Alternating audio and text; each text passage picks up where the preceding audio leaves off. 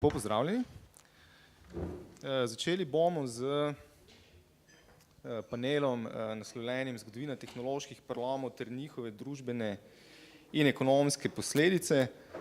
Zelo sem vesel, da se nas je toliko zbralo ob taki nenavadni uri in ob takem kislem dnevu. Maybe first I should ask how many people that only speak English are there here? Okay, so Janez will have his presentation in Slovene, but he will answer in English later, and Paško will speak in English. And I will switch between various languages, just not German. Okay, so we'll start with Janez and his presentation. En lep pozdrav. Jaz sem zgodovinar, se ukvarjam z umetno inteligenco bolj ne kot da, vendar se mi zdi izjemno zanimiva tema, ko jo primerjamo z izročilom določenih starejših družb do tehnologije in predvsem v smislu tehnološke skepse. No in moj prispevek, ciceronska magistra vite o umetni inteligenci, se bo ukvarjala z enim dolgim lokom med antiko in današnjimi in sedanjostjo, z relacijo med pisavo in umetno inteligenco. Torej, razumeti človeka in človeštvo pomeni vračati se nazaj, izvajati razumevanje iz preteklega časa in njegovih izkušenj. Človeška vrsta je bila vedno primorana razvijati nove prijeme, ki so jamčili njen nadaljnji obstoj in omogočali novi razvoj. Ogenj, lok, poljedelstvo, živinoreja in lončenina so omogočili kalorijski višek in učinkovitejši razplod vrste. Vroča obdelava kovin je ustvarila trajne, svetleče in ostre predmete prestiža in moči. Razvoj pisave je omogočil učinkovito beleženje, sledenje in distribucijo zalog. Tehnologija je tako bila funkcija preživetja. Vedenje in izvajanje tehnologije ali njenih prijemov je utemeljevalo in spostavljalo družbeni red ter hierarhični položaj posameznika. Moč templja je temeljila na kontroli setvenega cikla s koledarjem, posledično ustvarjanja in shranjevanja kalorijskega viška. Moč palače in njenih kovačnic na kontroli obdelave kovin in proizvodne orožja. Oboji, tako tempelj kot palača, sta bili tudi shrambi in za sledenje svojih zalog uporabljali pisavo. Družbena hierarhija je potem takem bila tudi funkcija tehnologije. Ob očitni osrednostni tehnologije v razvoju človeške civilizacije se postavlja vprašanje sprejemljivosti in zavračanja tehnologije, se pravi vprašanje tehnološke afirmacije ali skepse skozi človeško preteklost. Modernemu človeku je princip afirmacije nove tehnologije posebno v službi dobičkov množičnega potrošništva popolna samoumevnost. Tehnološka skepsa je tuja in praviloma izražena samo na pregovorno konzervativnem spektru družbe. Da uporaba neke tehnologije lahko povzroči temeljite spremembe človeka in njegove družbe, je bilo skupnostim preteklosti zelo jasno. Trditev podpira več časovno in geografskih ločenih primerov, ki bi se jih tukaj rad dotaknil. Tako Julij Cezar v komentarjih o galski vojni pravi, da Galci sicer uporabljajo črke pri zasebnih in javnih zadevah, zapis prava in izročila pa njihovi učenjaki zavračajo. Citiram: "Zdi se mi, da sta za to dva razloga, ker ne želijo, da znanje postane ljudsko in vulgum disciplinam, in da bi učenci, če bi bilo znanje zapisano, manj razvijali spomin, saj se pogosto zgodi, da se z uporabo črk zanemarja temeljito učenje in spomin, ali kot on pravi, diligencijam in perdiscendo ac memoriam remitant." Zaključek citata. Tudi pri Judih je bila interpretacija prava, navad in običajev stare zaveze v templjskem obdobju samo ustna. Šele uničenje Jeruzalemskega templja leta 70 je povzročilo zapis komentarja v Mišna in Talmud, se pravi temeljih rabinske teologije in prava stare zaveze. V povsem drugem prostoru in času omenja prepoved pisave Ferdinando Montesinos v starodavnih zgodovinskih in političnih spominih o Peruju, in ki so uporabljali pisavo imenovano kvelka, v kateri je njihova duhovščina v zadnji četrtini 15. stoletja videla vzrok hude politične nestabilnosti. Posledično je bila, citiram, pod kaznijo smrti prepovedana uporaba kvelka, kar so bili pergamenti in listi nekaterih dreves, po katerih so pisali ali kakorkoli uporabljali pisavo. Zaključek citate. Kvelka je bila torej prepovedana in inki so uporabljali le kipu, pisavo vozlov, ki je primarno izražala količine in omogočala izredno učinkovit sistem distribucije hrane, obleke in ostalih nujnosti. Izročilo pa so Inki dosledno zaupali le spominu.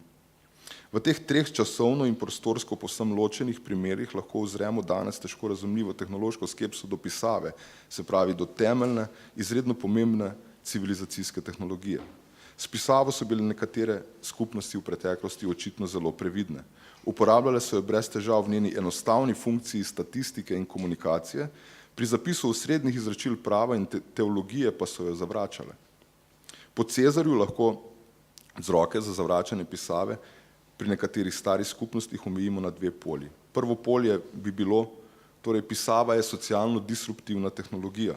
Ustno izročilo teologije in prava predstavlja monopol specifične skupine ljudi. Zapis teh znanj bi omogočilo razumevanje širšim skupinam, s čimer bi specializirana skupina izgubila svojo funkcijo in posledično družbeni položaj. Druga točka bi pa bila, pisava je biološko-evolucijsko disruptivna tehnologija. Ustno izročilo zahteva dolgoletno intenzivno memorizacijo in s tem vežbo spomina. Zapis izročila bi nujno izničil nujnost memorizacije in s tem pravo razumevanje stvari. Caveat, se pravi svarilo zgodovine, se glasi sledeče. Obstajajo tehnologije, ki izničijo monopole znanja in delujejo družbeno disruptivno. Obstajajo tehnologije, ki negativno posežejo v naše mentalne sposobnosti. Sedaj pa poskušajmo prav nič postmodernistično, če smem tako reči, to starodavno opozorilo uporabiti v modernem času. Tema tega simpozija je tehnologija, ki imenujemo umetna inteligenca. Izraz je leta 1955 skoval John McCarthy iz MIT, 5 let poprej pa je Alan Turing v razpravi Computing Machinery and Intelligence postavil vprašanje Can machines think? In podal tako imenovan Turingov test, s katerim bi potrdili obstoj razmišljujočega stroja. Tako kot v primeru virtualne resničnosti z Ivanom Sutherlandom, govorimo o realizaciji idej izpred pol stoletja ali več. Težko bi jih imenovali resnično nove. Umetna inteligenca predstavlja izjemno zapleteno polje, tako v matematično, logično, teoretičnem in tehnično izvedbenem vidiku njene izdelave, kakor v filozofskem, sociološkem in ekonomskem vidiku posledic njene uporabe. V skoraj 7 desetletjih od Turinga smo šli skozi zimo umetne inteligence v 80-ih do njene zmage v šahu leta 96, kvizu Jeopardy leta 2011 in nato v veliko bolj zapletenem goju leta 2016, vse do pomladi umetne inteligence. Sedaj smo v razborljivem času. Googlov Sergej Brin pravi, citiram, nova pomlad v umetni inteligenci je najbolj pomemben razvoj v izračunljivosti, uporablja izraz computability, za časa mojega življenja, zaključek citata.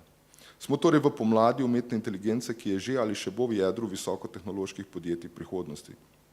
Današnji giganti, kot so Google, Facebook, Amazon ali Walmart, že uporabljajo in podajo vrsto umetno inteligenčnih orodij in so že označeni kot umetno inteligenčna podjetja. Tako je po besedah glavnega razvijalca Jana LeCuna Facebook umetno inteligenčno podjetje, citiram, razpolagamo s postopkom, ki vsakemu uporabniku, vsaki objavi, vsaki sliki in vsemu ostalemu vedno določi vektor, to je vrsto števil, ki to vsebino na določeni način opisujejo. S pomočjo matematične funkcije na to lahko na primer presodimo, ali se dva uporabnika marata ali katera vsebina jima odgovarja, zaključek citata. Umetna inteligenca že ureja, torej dejansko cenzurira, nič manj kot 1,5 milijard dnevnih obiskov Facebooka. Toda ta podjetja in njihova umetno inteligenčna orodja ne predstavljajo Turingovega ali Minskijevega koncepta prave umetne inteligence, temveč tako imenovane Feigenbaumove ekspertne stroje. V teh primerih gre za specializirano ali šibko umetno inteligenco, ki temelji na obdelavi obstoječih ogromnih informacijskih baz ali še boljše oblikovanje lastnih baz skozi strojno učenje. Posledično je to vrstna inteligenca sposobna upraviti prevod besedila, izvesti zapleten statističen izračun, krmiliti letalo ali avtomobil, prepoznavati glas, predmete ali obraze, ugotoviti molekularno strukturo kemičnih sestavin in podobno. To vrstna inteligenca lahko inteligentno izvaja eno ali več sorodnih funkcij. Za vsako opravilo izven tega ozkega polja pa je povsem neinteligentna. Takšno stanje je pionir Marvin Minsky z danes nekoliko zastarelim tehničnim izrazoslovjem napovedal že leta 1961. Citiram, Pripričan sem, da bomo prej ali slej bili sposobni sestaviti programe z velikimi sposobnostmi reševanja problemov iz zapletenih kombinacij heurističnih naprav, večjih optimizatorjev, spoznavanja vzorcev, načrtovalne algebre, povratnih administrativnih procesov in podobnega. V nobeni od teh ne bomo našli sedeža inteligence, seat of intelligence, zaključek citata. In Minsky je seveda imel prav. Specializirana umetna inteligenca v ničemer ne predstavlja inteligence kot takšne, temveč zgolj nekakšno inteligenčno storitev ali orodje. Tako se moramo vrniti nazaj in ponoviti, da takšna specializirana inteligenca ni Turingov razmišljujoč stroj. Turing je umetno inteligenco razumel v totalnem smislu. Njegov preizkuševalec, kljub temu, da ve, da je eden od dveh preizkušenih subjektov umetna inteligenca, ne more ugotoviti, kateri od dveh to je. Odgovori njegovega razmišljujočega stroja so tako identični odgovorom človeške osebe, da jih ni mogoče razlikovati. In ta oblika umetne inteligence, tako imenovana splošna umetna inteligenca, to je Artificial General Intelligence, je tista, ki jo smemo imenovati dejanska inteligenca v človeškem smislu. Niels Nilsson z Stanforda jo tako imenuje Human Level Artificial Intelligence. Jan LeCun iz Facebooka pravi, da je eden izmed ciljev razvoj inteligentnega virtualnega pomočnika, ki bi zmogel delati vse, kaj dela človeški pomočnik. Ob tem pa opomni, citiram, da bi to dosegli, potrebujemo računalniške programe, ki razpolagajo tako rekoč s človeškim razumevanjem, nekakšno obliko splošne inteligence. V nemškem intervjuju se to glasi allgemeine Intelligenz. V polju umetne inteligence je nedvomno razvoj mašina sapiens, razmišljujočega stroja, cilj. Ta stroj je zmožen rešiti ne le eno, temveč vse in vsako nalogo. To je umetna inteligenca, ki jo Turingov preizkuševalec ne bo mogel razločiti od človeka. To je tisti računalnik, ki ne bi zmedel Minskyjevega vesoljca. In če sledimo futuristu Rayu Kurzweilu, bo do leta 2029 umetna inteligenca rešila Turingov test in presenetljivo podobno oceno je leta 2016 podal Googlov Jeff Dean, rekoč, citiram, menim, da smo oddaljeni kakšnih 15 let, verjetno bliže spodnjemu delu tega razpona, zaključek citata.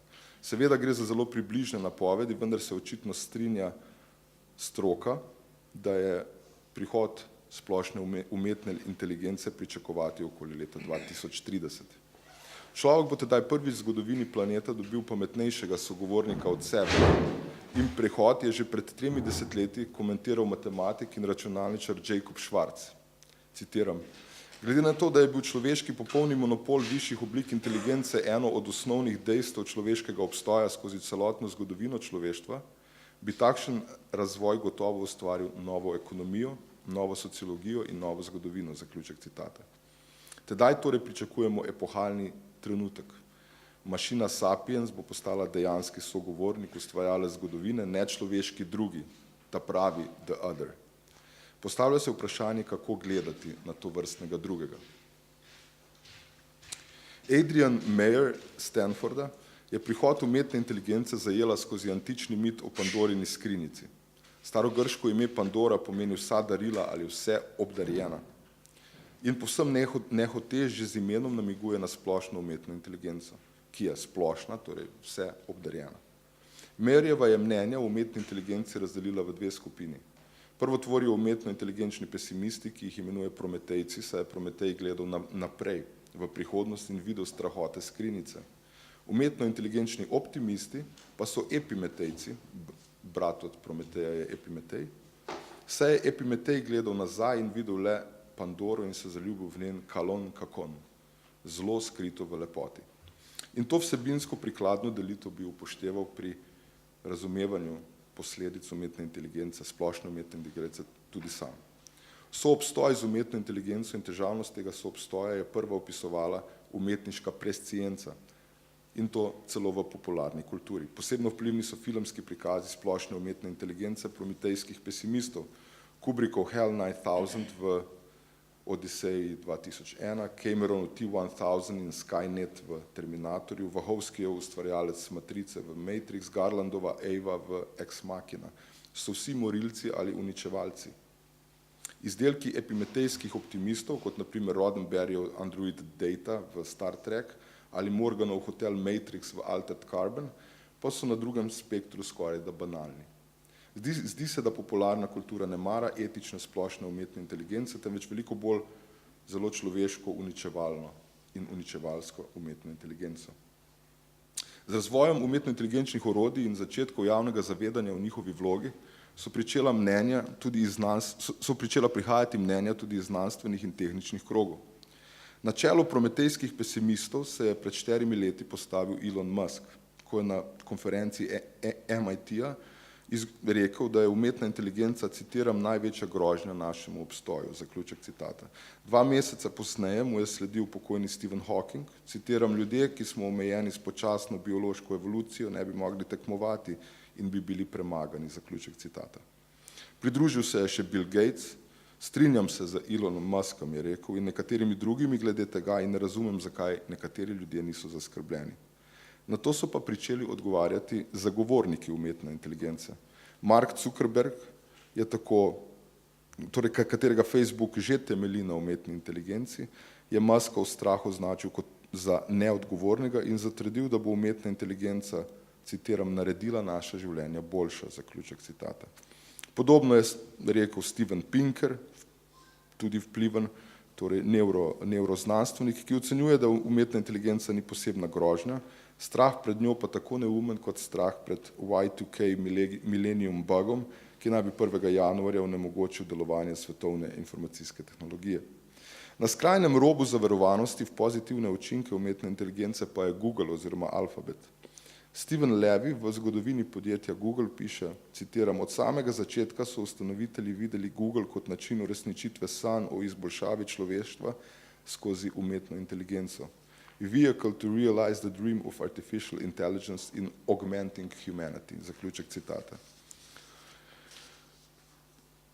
Da bi uresničila te sanje, sta Page in Brin morala zgraditi ogromno podjetje. Torej, sodeč po teh besedah sta Sergey Brin in Larry Page zgradila Google okoli zamisli umetne inteligence, ne obratno, torej ne umetno inteligenco okoli Google. Tako predstavljata skrajna epimetejska optimista, skrajna zagovornika koristnosti tega orodja. Dodali bi lahko še množico mnenj, tudi nekoliko nenavadnih, naprimer izjemno vplivnih investitorjev Warrena Buffetta in Charlieja Mungerja. Slednji je rekel, citiram, mislim, da je strojna inteligenca ne bo tako zelo spremenila sveta.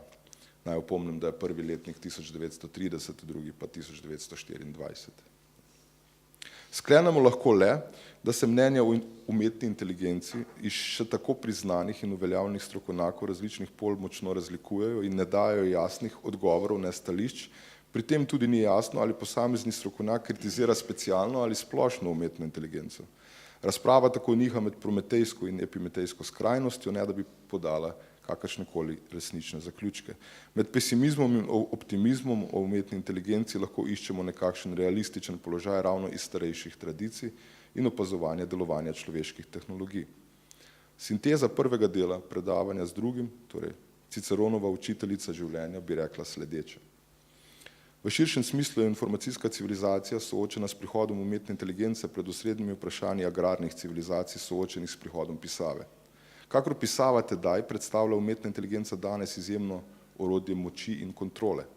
Na ravni enostavne uporabe je pisava orodje sledenja in obdelave količin ljudi, blaga, zemlje in dobrin, vse od zgodne agrarne civilizacije naprej. Na ravni tako imenovane specializirane oblike je umetna inteligenca zgolj orodje beleženja in obdelave izjemnih količin podatkov informacijske civilizacije. Stare kulture so funkcijo pisave formalizirale v seznamih, pogodbah in pismih in jih tako standardizirale ter normalizirale. Tako je mogoče tudi specializirano obliko umetne inteligence podrediti standardizaciji in zakonskim normam, s čimer se bo uredila uporaba tega izjemnega orodja. Kakor enostavna uporaba pisave tedaj je tudi uporaba specifične umetne inteligence danes ob predpostavki vzpostavitve legitimnih in legalnih okvirjev nesporna ter skorajda v vseh funkcijah koristna. Kakor uporaba pisave za zapis pravnega in teološkega izročila ter s tem odprava nujnosti človeškega interpretatorja v agrarnih družbah, bo tudi uporaba specialne umetne inteligence za vsakovrstna opravila odpravila nujnost njihovega človeškega izvajalca. Uporaba pisave naj bi poslabšala biološki in povečala mehanski spomin človeštva. Če to velja, bo uporaba specializirane umetne inteligence poslabšala biološko in povečala mehansko storilnost človeštva.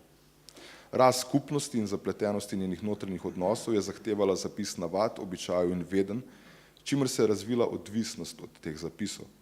Tudi informacijska civilizacija in zapletenosti njene družbe, gospodarstva in znanosti očitno zahtevajo orodje na ravni specializirane umetne inteligence, s čimer se bo nujno razvila odvisnost od tega orodja. V premnogih šumih informacijske civilizacije si ne moremo predstavljati prihodnosti brez umetne inteligence, vsaj specializirane ne, in konec koncev z njo že živimo. Tudi pričujoči prispevek je bil deloma pripravljen s pomočjo prevodov Google Translate. Zaključil pa bi za vprašanjem splošne umetne inteligence, ki predstavlja popolno in veliko bolj težavno neznanko. Z njenim nastankom bo človek postal kreator, stvarnik razmišljujočega bitja. Razmišljujočemu bitju družba poda orodje za urejanje notranje stiske in medčloveških odnosov in to orodje je seveda etika. Zaščito pred superiorno umetno inteligenco torej moramo videti v oblikovanju tehnološke etike, katere osnovne zapovedi je že leta 1942 oblikoval Isaac Asimov. 3 zakoni robotike vzpostavljajo osnovni odnos med človekom in strojem in domnevamo lahko, da bi jih splošna umetna inteligenca jih sprejela ter spoštovala. A vendar najstarejše zapisano kreacijsko izročilo pravi, da je kreator človeku dal vse radosti in bogatstva raja, prepovedal mu je jesti le iz drevesa znanja dobrega in slabega, torej en sam etični minimum.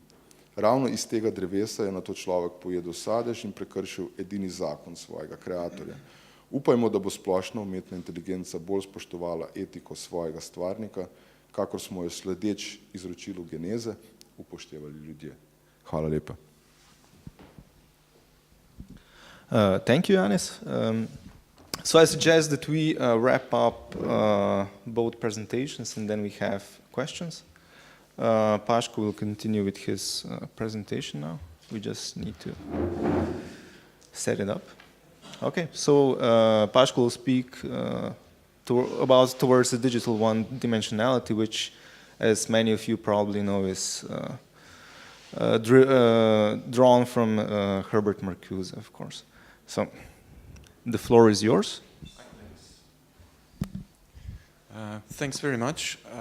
Thanks for the organizers for inviting me, and apologies for speaking in English.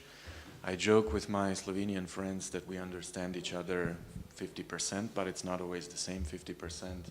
So for those of you who like numbers, I thought that would be a good way to start the presentation. As Jernej said, I mainly draw on the ideas of Herbert Marcuse. Of course, he wrote in the 1960s in a very specific social and political economic environment, but I think it has a lot of parallels with what we have today. He was obviously in a stage of monopoly capitalism, rampant consumerism, and so on, and he was talking about advanced industrial societies and technology as a form of reification. Of course, there are many specific things today. We have monopolies as well, but we also have financialization, which is one of the main kind of economic differences compared to the 1960s when Marcuse was developing his ideas. But anyway, this is a quote, I think, which is a prime example of a massive discursive tidal wave, mostly coming from major tech companies such as Google, Amazon, Facebook, Alphabet, and Microsoft. And it states, "The era of artificial intelligence is upon us and has the potential to transform our lives, industries, and society in ways that may be difficult to imagine today." By following Marcuse, I think the key point here that I want to make is the concept of reification that rests upon the notion that human labor, once objectified into commodities, such as AI systems, algorithms, bits of software, and code, loses its foundation in social relations. So commodities appear as objects with their own independent existence. And I will argue that algorithms and AI are precisely such objects as they are embedded in market relations and reified by techno-utopian visions of digital technology and also hidden human labor, especially when we talk about machine learning. And I will give you some examples of that. So in other words, AI systems are discursively presented as autonomous, automated, intelligent systems, while the labor input is often framed as just a computational problem, not a labor management problem. Whoops. Okay. So Herbert Marcuse, a couple of quick points. Obviously, he offered a critique of commodification, and these GAFAM companies are at the forefront of commodifying various aspects of social life. He talked about the dialectic between technological domination and human values, which is essential when we talk about algorithms and AI. Also, technical systems as the expression of enlightenment, of rationality, of calculation, calculability, new heuristics of algorithms, and so on. And also as tools for global dominance and control. If you look at the top 5 companies, the GAFAM, and this was just from last week, they had 3.6 trillion joint market capitalization. It was in July, it was 4.1, so it goes up and down, of course. But it fills a lot of the kind of very superficial journalistic reports on what's going on with the artificial intelligence and so on. And I will explain financialization in more detail. But here are basically different software teams within these companies. So Google has a Google AI. Apple is lagging a bit behind because they're developing hardware mostly, but they do have a machine learning and AI strategy team. Facebook has an AI research, Amazon Web Services, Microsoft AI, and so on. So the key point, again, AI captures the imagination of the general public and shifts attention away from the issues of capital, labor, and political economy. So I will take a closer look at research and development expenses within these companies, which form the productive base for developing technical systems. Also, I will look at stock compensations, so ways in which financialization plays a role in attracting highly skilled labor and offering compensations and bonuses for highly skilled software engineers, stock buybacks, and also some machine learning initiatives to finish it off. So when you look at their research and development expenses of all of the 5 companies between 2005 and 2017, we think of these GAFAM companies as being really highly innovative tech companies at the forefront of technological development. Within economy, or at least within certain strands of heterodox economy, authors would argue that if a company spends 10% or more of their yearly revenue on developing new services through research and development, they are considered an innovative company. Apple here is well below 5% for the entire period. It's interesting to see also Amazon, which is of course the major retailer, only started investing in research and development roughly around 2013 and 14 when they started developing their cloud computing services and so on. The only 2 companies basically that are really consistent are Google and Microsoft, above 10%, and Facebook is very erratic. It goes up and down depending on the development of various products. And recently, I think this could be attributed, the rise since 2013, it could be attributed to different ways in which it tries to improve the services with regard to surveillance, privacy, and other issues. Of course, research and development is one thing, and these numbers are basically the numbers on the salaries that highly skilled labor gets.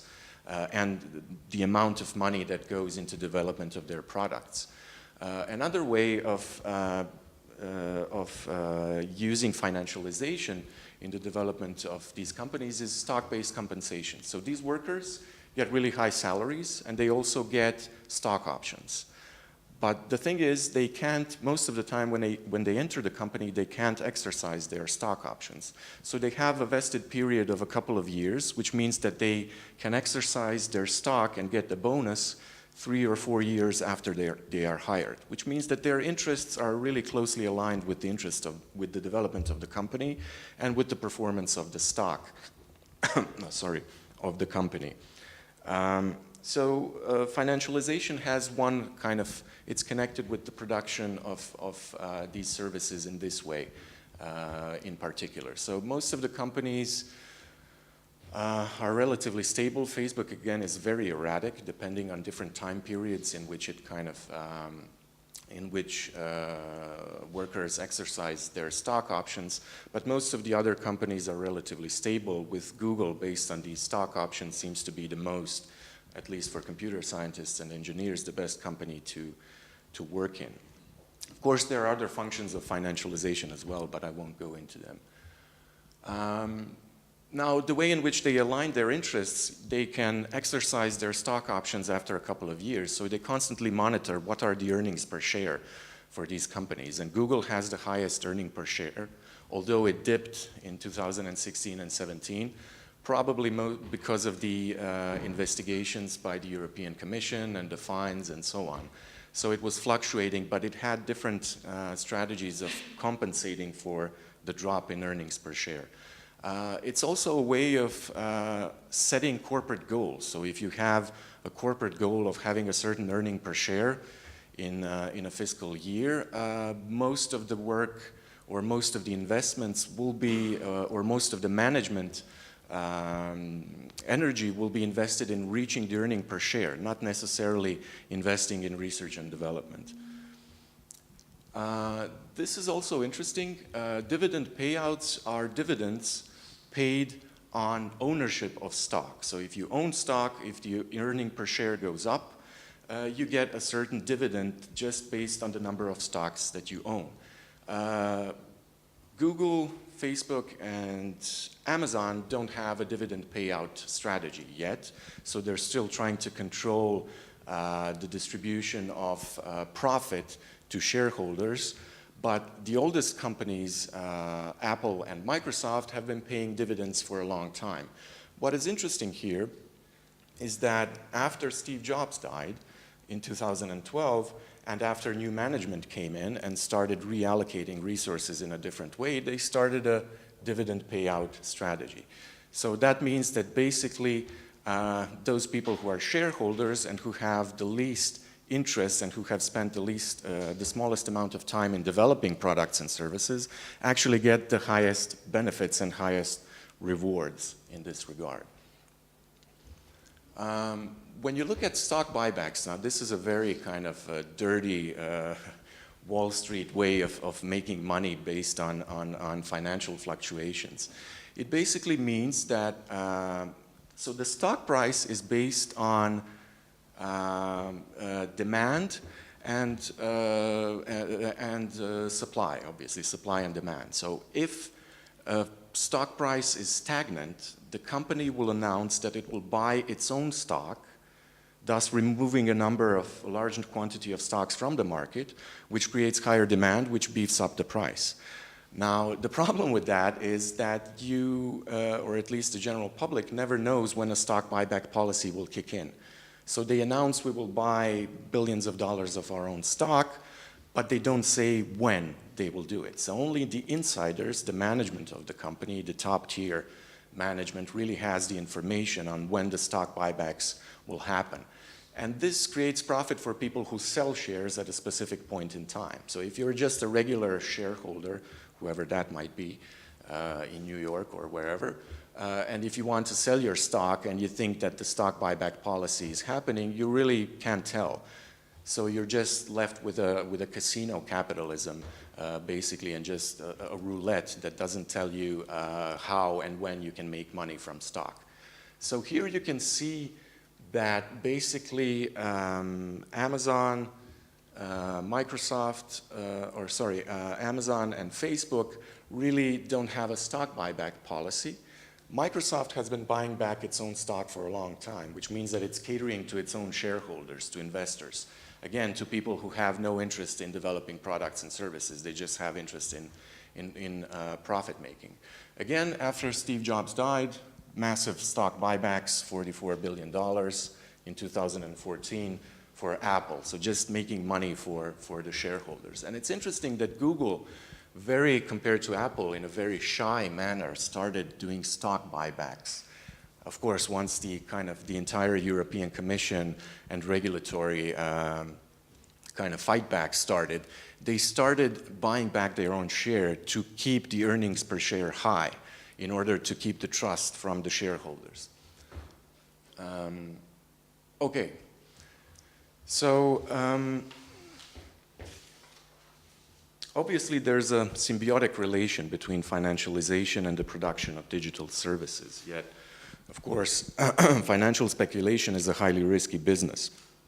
The current GAFAM oligopoly and Google holds 90% of the web search market share in European Economic Area countries, it was not always as certain and undeniable. And I thank Janez for introducing a historical perspective of relativizing these technological developments. It's interesting that Google's initial public offering, so when they started trading with their own stock in 2004, was a complete fiasco.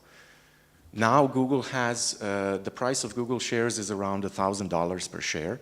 When they did their initial public offering in 2004, they were targeting to sell a certain amount of shares at a price between $120 and $130. They ended up trading with $85, so it was widely considered a complete fiasco. Of course, it went up afterwards. The reason for it is that after the dot-com crash in 2000 and 2001, it was very difficult to gain investors' trust in buying stock and investing their own capital in these types of services. And of course, they were competing with Yahoo, with Microsoft services, they were competing with traditional media to attract advertising revenue and so on. So these are stages of Google's company development, and I've been focusing on Google the most in the last couple of years. But I won't go too deeply into this. Roughly, we can say that financialization really helped the company establish an internet or start a rampant international expansion, which can be called, of course, a very specific type of new digital imperialism in a way. So post-IPO growth and expansion between 2005 and 2008, they were trying to develop their services, establish contracts with different companies that they were cooperating with. Then between 2009 and 2013, this was the benchmark period because they bought Motorola at that time for around 13 or somewhere under $13 billion, which allowed them to expand into the mobile market, mobile telephone market. So they still have an even higher share on web search on mobile phones or a higher share on mobile phones than they have on desktop computers. And after 2014 and 2017, a lot of legal struggles and regulatory scrutiny. They were fined several billions of euros in the last couple of years by the European Commission because of their antitrust behavior. So the point of this is, again, to view these technical systems in a very historical perspective and not view them as a given, as a monopoly that cannot be challenged. And I think this is, again, why Marcuse kicks in, because he talked about one-dimensionality as a way of, rooting out all of the possible alternatives. So looking back in history and analyzing labor and different aspects of the political economy of these companies helps us to see that these companies are in fact really fragile, despite the market share and huge power that they own. What is interesting when we talk about artificial intelligence in their official audited market reports, the term artificial intelligence only appeared as a business description, so they describe what they do in these reports only in 2016. But they stated kind of they started a historical revisionism and stated that machine learning and artificial intelligence are driving many of our latest innovations within Google. Our investments in machine learning over a decade have enabled us, so we've always been doing our artificial intelligence. But before they called it computational, science, machine learning, blah, blah, all these terms that weren't really sexy in a way, or they at least didn't attract the investors or keep the investor confidence close with the company as they are trying to do now. But when we talk about machine learning and when we talk about Google, obviously it's dominating global markets worldwide. And search algorithms have a problem of finding relevant information in different languages and different contexts because there are different cultural nuances, contextual specificities, and so on. So if you look at the Google software engineer, they have a salary up to $300,000, at least according to Glassdoor estimates, plus stock awards and compensations that I mentioned before. But also Google has been, and I've read reports from as early as 2005 and 2006, they used what is called, in different contexts within different companies, so-called web search evaluators, which are people who are hired via third-party companies such as Lionbridge, Appen, LeapForce, and they are paid a minimum wage of around 13, 14 bucks per hour in the US, which adds up to a maximum of 14K a year, and that's almost impossible to reach because you have tasks and people compete for different tasks, which means that you can't get up to 20 hours a week most of the time. But these people try to figure out if the search algorithm is indeed finding what the people wanted to search on the internet. It's based on a very specific and also very fragile definition of search utility and relevance. It depends on contextual factors and so on. So if a person types in an abbreviation, it can mean something, MSUM, can mean something completely different, obviously, in Croatia, depending on the location. It can mean something completely different in the US. So they hire these people through these companies to perform machine learning, yet it's framed as a computational problem. It's framed as artificial intelligence. We're teaching machines to figure out and to provide the best search results. Now, of course, I mean, can you put a technological fix on cultural nuance and cultural differences? I really don't think so, but at least Google is claiming that they can. So this is one of the companies, and Lionbridge, that they work with closely, and they state, this is very interesting, effective business search requires a human touch that a technology-only approach cannot provide. Lionbridge helps you navigate the sea of big data and make it more usable for your business and your customers. So this is Lionbridge, the third-party company. Google will never say that they need a human touch to develop AI and algorithms.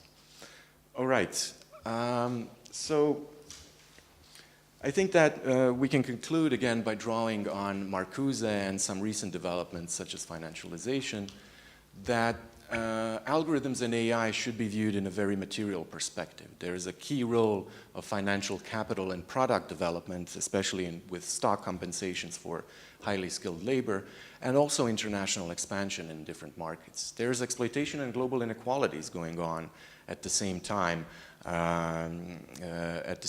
with the global dominance and control of data flows, specifically by Google.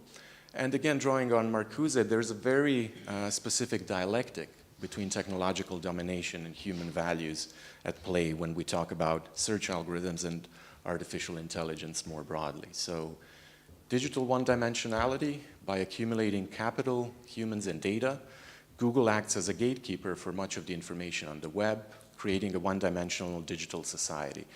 And in this sense, we can view AI systems as tools for global dominance and control. So thank you.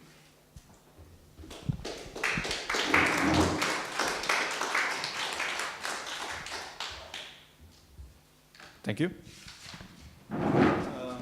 So maybe I'll start with a question, and then I'll give the floor to others to pose questions as well. Two very interesting presentations that, and I would like to find some parallels, perhaps because Janez was very, in a long historical, as an ALE school would probably say, a very, basically jumping through time, and Paško was basically looking at the last 20 years. And what perhaps caught my attention the most was that you both, at least to an extent, mentioned monopolies over knowledge, or your presentations at least partially also touch on this issue of monopolies over knowledge. And of course, this is usually interpreted as something of the past, right? Monopolies over knowledge were basically, I don't know, people didn't know how to write, and those that did know how to write tried to, of course, keep that knowledge for themselves, so they would stay the elite, right, or stay in power and so on. And of course, today these companies present themselves, at least they are not in fact such, but they present themselves as those that bring knowledge to everyone. But when we look at, I don't know, who owns, I don't know, all of the information, all of the big data, we basically end up with these companies. And you mentioned that, of course, Paško, you mentioned that there were possible destructions, right? It wasn't necessary that Google would be the company. But the question is it possible that these monopolies over knowledge, at least in digital environment, would, that another company, I don't know, would just basically come along? Because these companies now have so much of information that it's very difficult to basically compete with them, right? It's very difficult to get into that market. And this also, I think, at least partially touches on what you were saying. These companies, of course, develop what you call specialized. If I remember correctly, the specialized artificial intelligence. But the question would be, is it possible, and these are, of course, algorithms, right? They develop algorithms, basically. Is it possible that there would be a qualitative jump where these specialized intelligence basically would jump into another qualitative dimension where a general artificial intelligence would develop? And of course, nobody really focuses on this, but these would be the companies, right, that would have this knowledge, this control over the technological environment, not normal human beings or whatever way you call it. There are huge inequalities here, right? So this is just something to start a discussion maybe, and I don't know, maybe first Paško and then Janez, if you have any comments on what Well, considering the monopoles, there's an interesting the monopoly on knowledge. There's an interesting theory. I read it in the Fisher's Valley of Genius, speaking about the Silicon Valley, and it says that Peter Thiel, I think he was one of the founders of PayPal and lecturing on Stanford, said that to his students that they have to create monopoles. It's the way to earn huge amounts of money with your specialized function, either as AI or some other technological wizardry, and it enables you to accumulate gigantic quantities of capital and also sell it very successfully, as Paško just presented. So considering monopolies, we're definitely not over with them, but there is a phenomenon also here. We have to take into consideration the recent situation with Cambridge Analytica. They were given data by Facebook. Yeah, but they paid for it. Exactly, but the thing is, it's obviously for sale. Mm-hmm. So our meta knowledge we produce is obviously meant to be sold. So our behavior is actually a product. Mm-hmm. So it's obvious that they do share. And then the second, I think, excellent example would be a bit more obscure firm called Palantir, if you ever heard about it. They are very, very intelligent, considering the analysis of meta-knowledge, going from your internet signature to your telephone signature and so on. They were the ones that, for instance, made the big presentation of who occupies what in Syria and how the information is flowing from and so on. And I would say they are not that close, but they do tend to form these monopolies, as we just found out, and they do sell them very effectively. Now, and I would compare that to, let's say, ancient monopolies on knowledge, because in the past, the democratization of knowledge is a new idea, relatively, considering the human past of, let's say, 6,000 years of written material. So it's not obvious that the things, the conclusions they produce are democratic. There's nothing about it saying that. It's democratic if you're a shareholder. It's a shareholder democracy, let's say, in this context. So I would say that they do collaborate, they do work together, and the product is the thing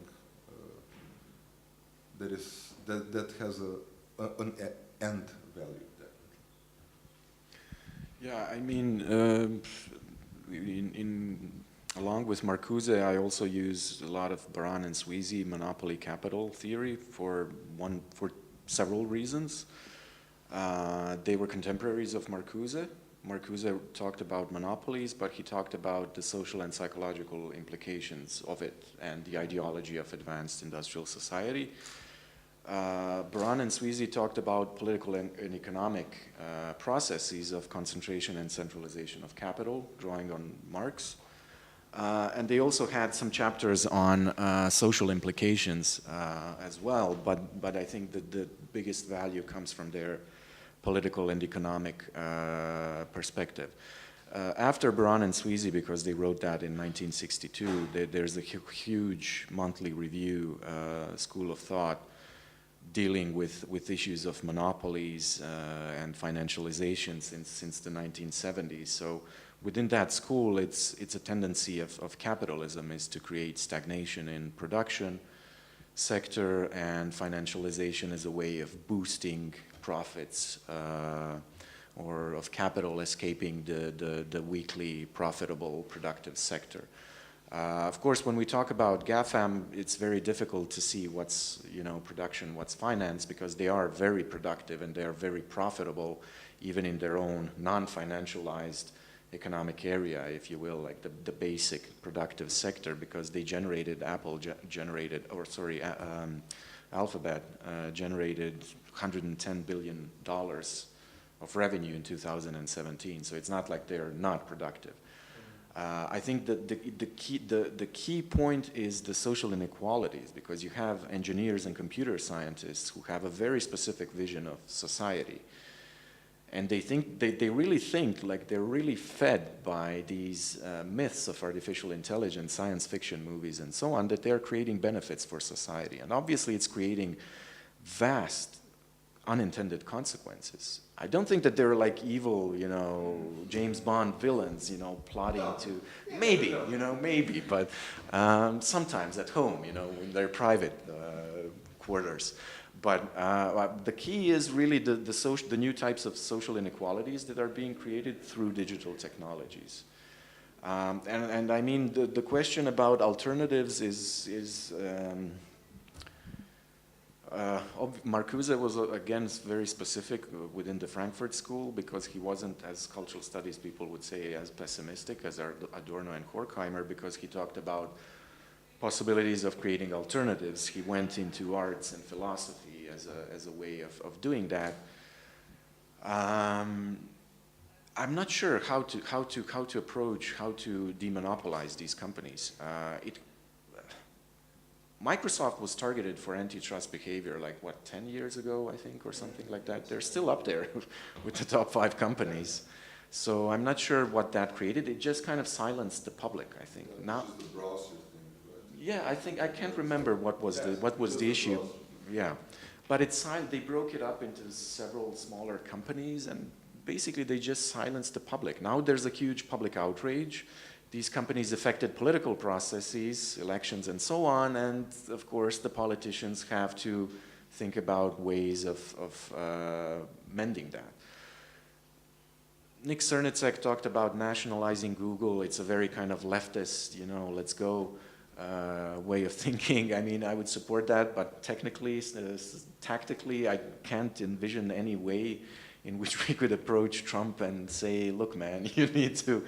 We don't have any legitimacy anyway. If we talk about democracy, it's still within the national quarters. Capital is transnational. Yeah, maybe.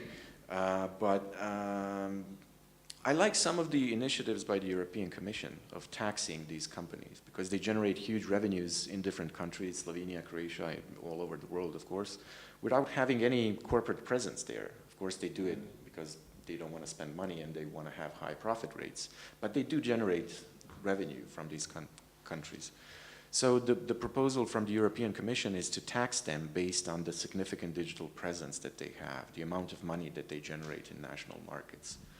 Whether that's going to help, I don't think so. It's just going to be... You're talking about link tax, right? Also about link tax. Not the link tax. It's the advertising tax. It's the tax directive. But what about what's your opinion on the link tax? Because it's also an interesting initiative. I don't think it's thought through really well, but it is something that could help, for example, news media to at least get back some revenue.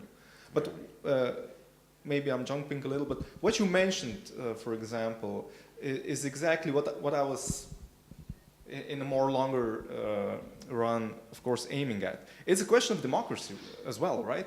It's a question of if there's basically 5 companies in the world that have monopoly over most of the information, most of the how we access data, what information we find, and it's up for sale, right? If you have enough money, like in Brazil now, I think that Bolsonaro more or less won elections also because of WhatsApp. They really targeted through WhatsApp people with specific targeted advertising, which was really curated to fit their interests, so they really could micro-target, right?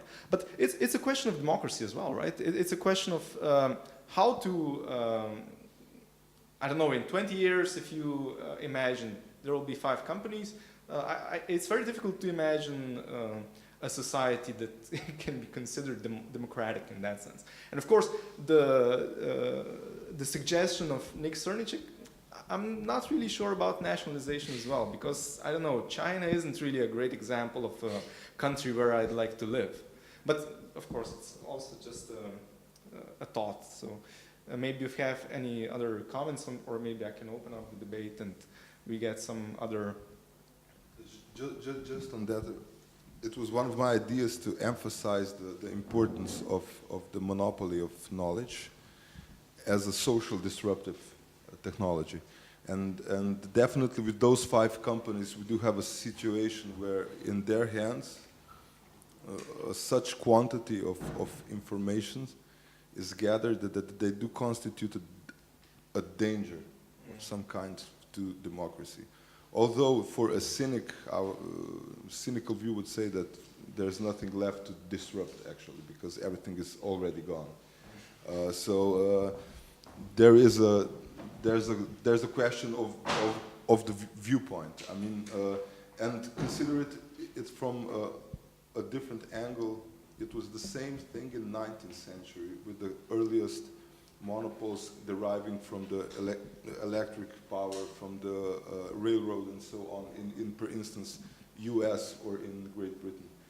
So we are faced with the same dilemma all over again. The thing is only if we can force the states, the political system, to make a frame, a legislature frame that can limit the power of those companies. I don't consider it possible for them to nationalize, definitely.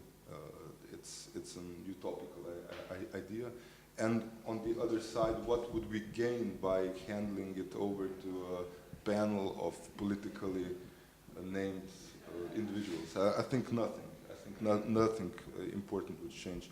Perhaps there's a different, a kind of a ludist view presented by Lanier, who says that there's no problem, you just don't need to use it.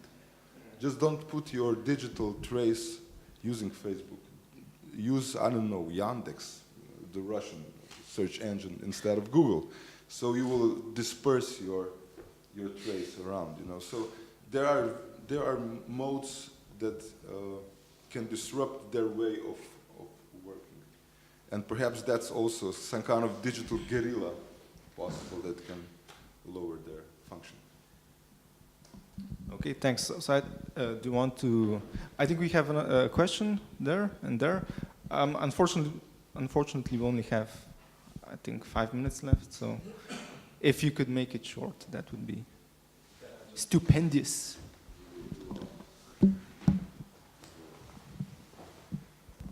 I'll make it super short. I'll make it a comment instead of a question, so you don't have to talk at all. Just 2 small things. One is to add to your depiction. There is this recent book by this important Chinese venture capitalist, Kai-Fu Lee, who used to be director of Google China.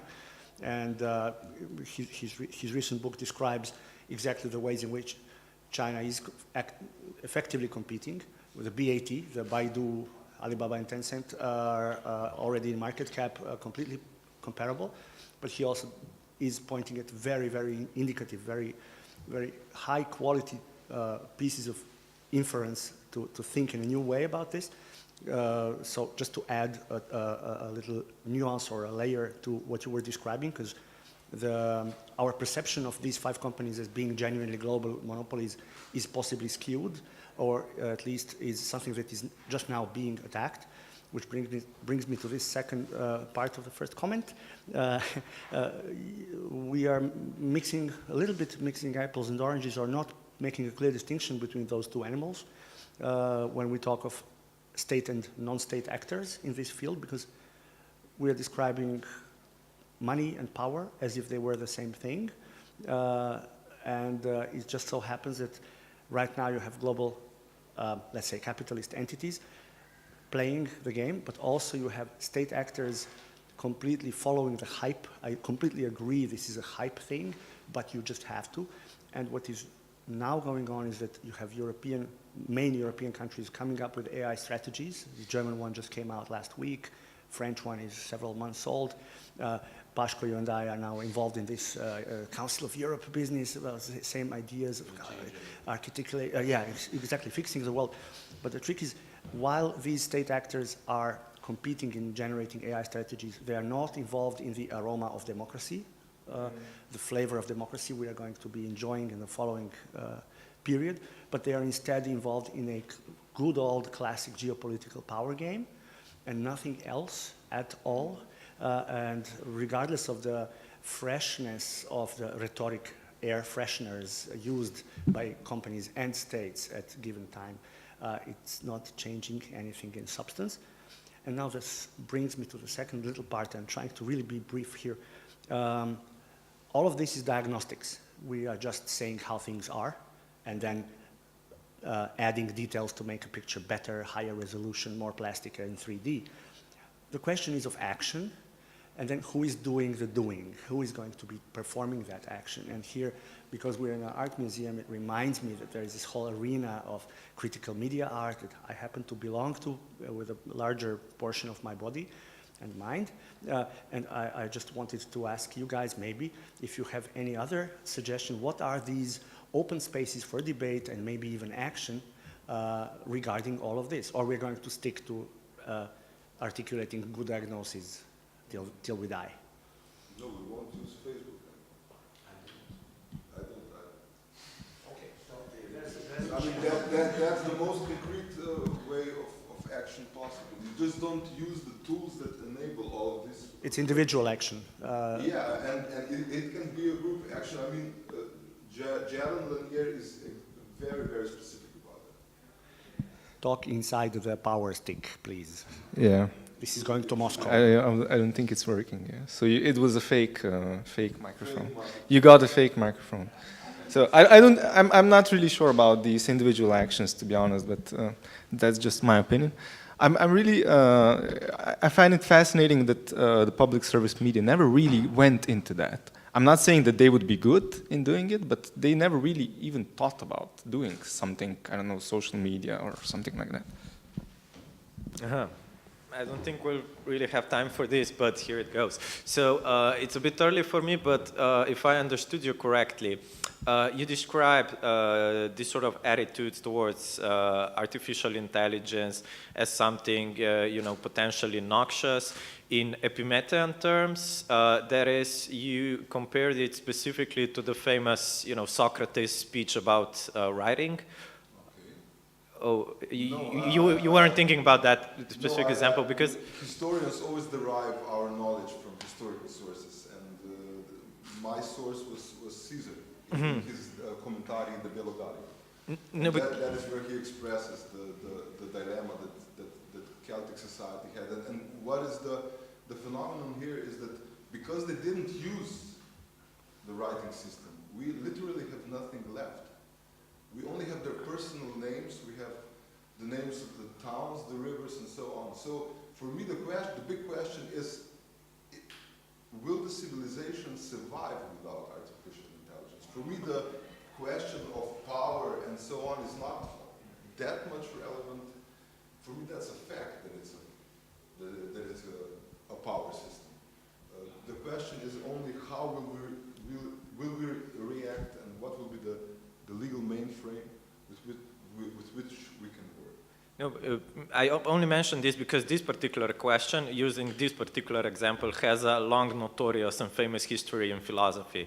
And the thing is, there's I think, a large difference between the example of writing and the paranoia regarding artificial intelligence. Because if you take the example of writing, the whole story as it is interpreted from Plato through Derrida and so on, is the idea of delegation of human activity to some external contraption device. Yeah, but the thing is that while, let's call it the means of an activity is delegated, the ability to be the goal setter still remains with the person itself. What I think a large part of the paranoia regarding artificial intelligence is precisely the idea that goal setting activity is sort of given away to self-learning algorithms and so on. So the idea would be that this paranoia stems also because this ultimately, you know, goes against a lot of things we perceive as or perceived as humans so far, and ultimately, you know, the whole modernity project of political autonomy of the political body and so on. So, for me, the question, I wanted to make a distinction between the special and general intelligence. yeah. The thing you said, I think, is true for the general intelligence. Of course. This form of general intelligence can put the human out of equation completely.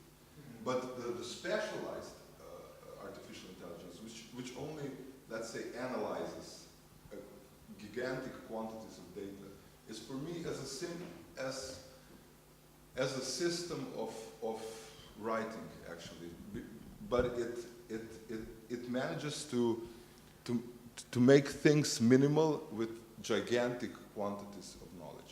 So naturally, it's two examples which are not directly connected. But in the end of, let's say that result of the specialized intelligence, the product of specialized intelligence is in the end still used by humans, right? But in the general intelligence, it won't be. It will be only the machine. The human will be left out completely. So that is the thing I wanted to stress out here. That's why I used this analogy with Caesar's ideas of writing and so on. Okay, thanks. I'm afraid we will have to end this interesting discussion. Thanks everyone for your cooperation and for listening. And I think the next one is about to follow shortly. Thanks.